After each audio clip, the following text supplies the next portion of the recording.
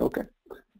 Well, this is the Microsoft Dynamics NAV dashboard in Power BI. And what I see here is the main dashboard. On the dashboard, we have a number of things that are pinned.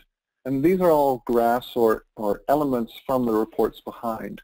And I can dive into the reports behind. For instance, let's take a look at this sales and profit for items. If I click on that, it'll open up the report that this came from and give more details about it. You'll see the graph in the top, and in the bottom we have a number of slicers.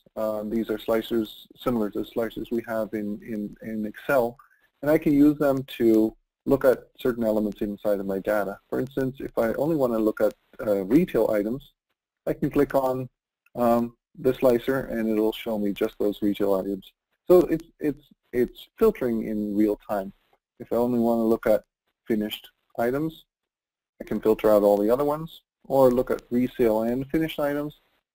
You can filter your data that way. You can see that the screens dynamically update to show just the data in my set. Let's go back to our dashboard and take a look at another example. For instance, the profitability map. If I click on that, the system will take me to the report that this came from. In the bottom of the screen, you can see the different reports that we have to pull our information from. Now, in this report, top customer overview, we see on the left-hand side sales. On the right-hand side, we see profit. And once again, we can use the sliders to filter out different pieces of data to see only the sales and profit for John Roberts or Peter Sato. You can see that the maps update and reflect the data that's on the screen. In this case, Peter Sato has only a smaller region of data, so the screen will update to just reflect that.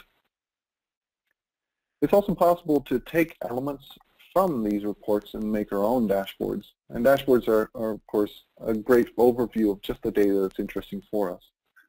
Let's create a sales dashboard.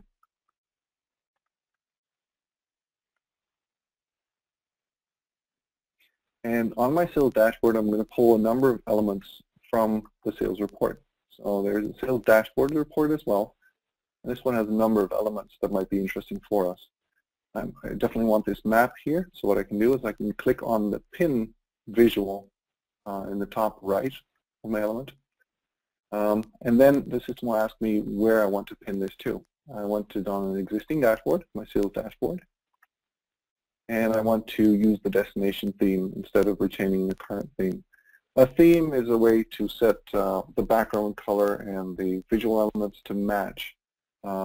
So I'll use the destination theme, keep everything in mind. I'm also going to grab the sales amounts actual by description. I'm going to pin that to my dashboard. I'm going to grab the sales amounts actual. And I'll add this sales amounts actual in dollars. Now let's take a look at our sales dashboard. We can see that those elements have shown up. What I can do now is I can drag and drop the different elements into the places I want them to be. And once I have them there, I can also resize the elements so that they look good as well.